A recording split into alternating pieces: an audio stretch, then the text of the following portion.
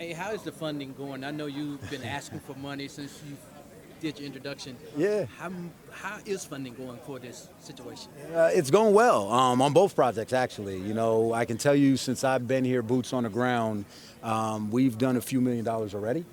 So I'm happy where it's going. But, you know, I got to remember that folks got to get comfortable with me, right? And they have to understand who I am because we're asking them to give a lot of money. And so they want to know the person they're giving the money to, and they want to understand how we're going to use it and we're going to be good stewards. So right now, a lot of it is relationship building. But I think because so many people care about Memphis, they're willing to give to the cause. And now it's my job to show them what the cause is going to look like. And I think the more we can do that, I was just talking with Populous and their people.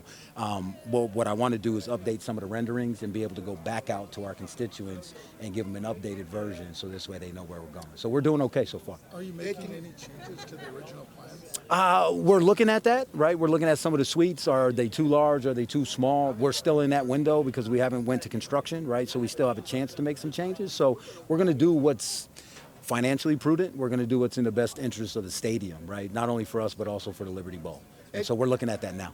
Hey, can you tell us about your two hirings here recently? Yeah, What love they to. bring to the table. We know a lot about Tim. Yeah. He's been here a long time. Yep. And what specifically the responsibilities will be? Yeah, so Tim, he'll be a senior deputy. You know, he's been a sitting AD for at least 5 years at the Division I level. Now, full transparency, I've known Tim probably a decade or so. We've, you know, seen each other at conferences. You know, we've had each other's cell phone. We stay in touch. We've had some cold together, you know, that kind of thing. And so Tim is a guy I trust. He can build culture. What I'm going to do is split apart Jeff's position. Jeff had a lot underneath him. My structure is going to be a little different than the previous one. And so Tim is going to take on this project, right, because he knows the city. He's going to take on FedEx Forum because we're doing a 2-year stopgap because of those renovations. He's going to work with Penny in men's basketball. I don't think there's anybody better to understand Memphis basketball than Tim Duncan. So we're excited about that. That's going to be his primary role. Terrence Lally, he's probably my most trusted advisor. I get goosebumps thinking about Terrence. He's a guy who's believed in me probably before I believed in myself, to be candid. He always told me I would be an AD. I hired him at Binghamton, and when I left Binghamton and went to Morgan State, I hired him there. And when I left Morgan State to go to Virginia, I said, if I become an AD again, I said, I'm going to hire you again in the right spot. And what he told me was, I have no doubt I'll be sitting here getting better waiting for you. And so when I made that call, when we had the position open, and he went through a search, and he earned the position. So he'll be somebody who's going to be here, and he'll hit the ground, and I think people are going to really like him. And on that vein, when you look at it as far as hiring somebody that is from this program, Yeah. grew up in Memphis, and also hiring somebody that you knew personally, Yeah. is that your main focus? And I need some people that have been here, and then I also need to have people that I'm close to. From Well, you know, I think Tim's skill set, right, allowed him to really shine in this particular role. Now, him coming home, that's something he wanted to do.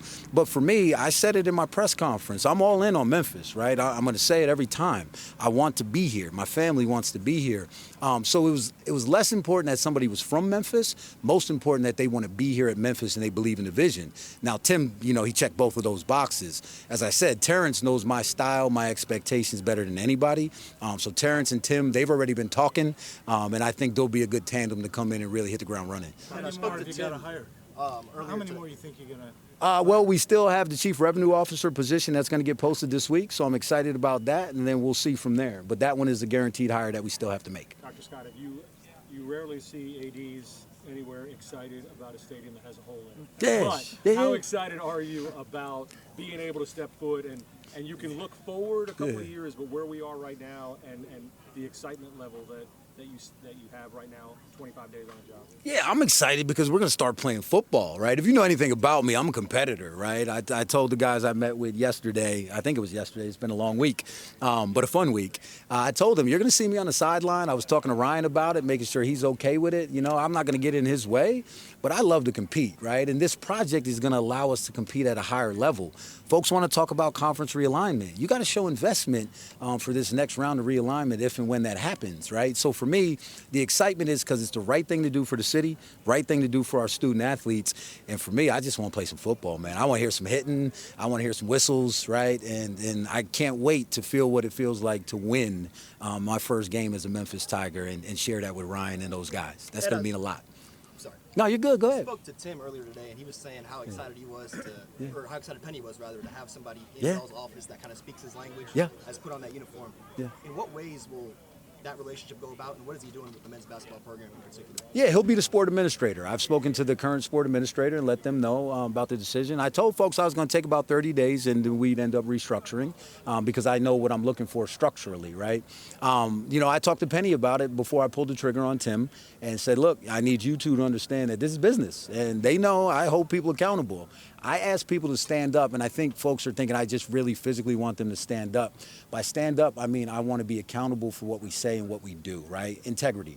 Our words and our deeds have to match, and I think Tim's going to give us that.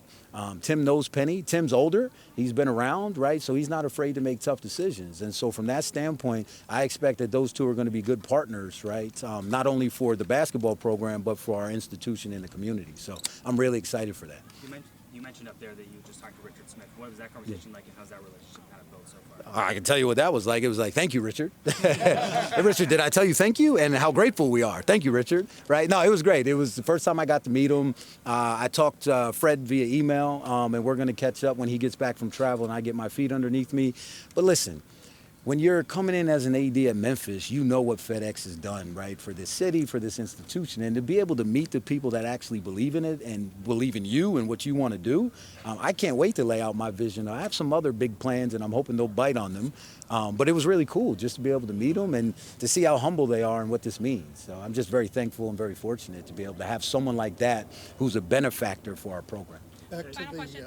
back to the funding, if you will. Yeah. After Laird left, Jeff was pretty transparent about where everything was relative to the first Yeah. 25 million. So Yeah. you mentioned Yeah. what you'd gotten so far.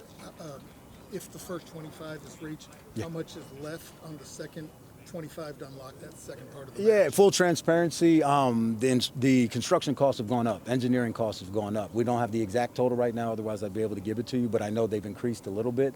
So I don't want to talk exact numbers until I can sit down with my CFO and then spend some more time with our architects and our construction people and give you an exact number. But we're close to finishing off that first phase, and then we're going to get into that second phase. But the question was asked about design, right? And so that will also help us determine where we are from a funding standpoint. So Could it go above 220, or is it cost containment? it always could go above. My hope is it goes below, right? And then we have some extra money, right? I want a little surplus. I want a stash if I could have one. But no, I expect it's going to be right around 220. Yeah, that's the goal. And I can tell you this, I'm not coming in to add anything onto it that's going to make it go above it.